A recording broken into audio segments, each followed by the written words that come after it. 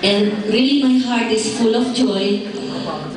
Actually, yung tears po na to is really tears of joy. Hindi po yung tears na, kasi mag-aasawa na yung anak ko. Actually, hindi ko po alam kung saan sisimula.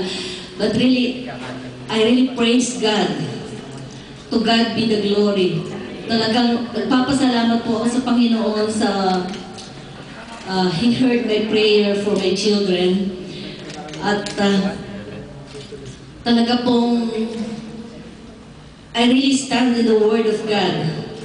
Na sabi ko sa Lord noon pong although yung past na naging boyfriend ni Kay, although very mabait siya talaga, and in fact, nung high school pa rin po yun, nag-iligawin sa kanya, at saka talagang close din sa family namin.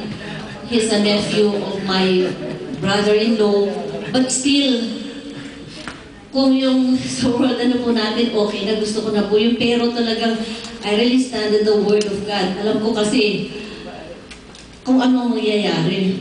So I really prayed for her. I really prayed for her and cried to God. Sabi ko sa kanya, nung pag nag-uusap kami nun, I won't give you up. Talagang iniiyak ko siya sa Panginoon na isa lang ang, madalas ko sabihin sa kanya, isa lang ang pipilian mo, whether your life will be miserable or you will be totally happy. Kasi nga alam ko po yung, I know yung situation, yung buhay, may asawa. Because I've been there. Alam ko po yun.